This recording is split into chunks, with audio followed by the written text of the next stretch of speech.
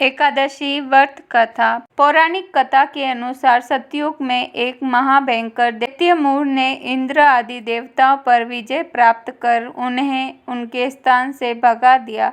तब इंद्र और अन्य देवता क्षीर सागर में भगवान विष्णु के पास गए। देवताओं सहित सभी ने श्री विष्णु जी से दैत्य के अत्याचारों से मुक्त होने के लिए विनती की। इंद्र आदि देवताओं की प्रार्थना सुनकर भगवान विष्णु बोले, देवताओं मैं तुम्हारे शत्रु का शीघ्र ही वध करूंगा। जब दैत्यों ने श्री विष्णु जी को युद्ध भूमि में देखा तो उन पर शस्त्रों का प्रहार करने लगे।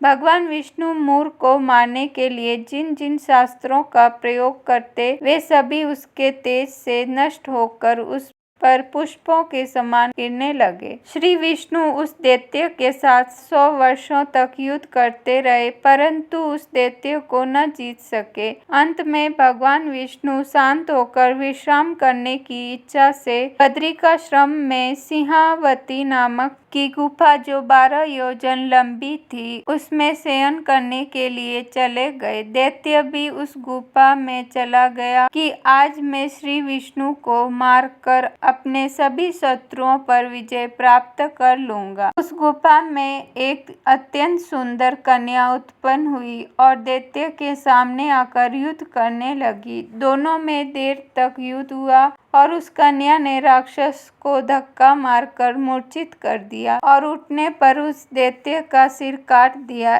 इस प्रकार वह दैत्य मृत्यु को प्राप्त हुआ। उसी समय श्री हरि की निंदा टूटी। दैत्य को मरा हुआ देखकर आश्चर्य हुआ और विचार करने लगे कि इसको किसने मारा। इस पर कन्या ने उन्हें कहा कि दैत्य आपको मारने के लिए तैयार था, उसी समय मैंने आपके शरीर से उत्पन्न होकर इसका वध कर दिया है। भगवान श्री विष्णु ने उस कन्या का नाम एकादशी रखा क्योंकि वह एकादशी के दिन श्री विष्णु के शरीर से उत्पन्न हुई थी। इसीलिए इस दिन को उत्पन्ना एकादशी के नाम से जाना जाता है।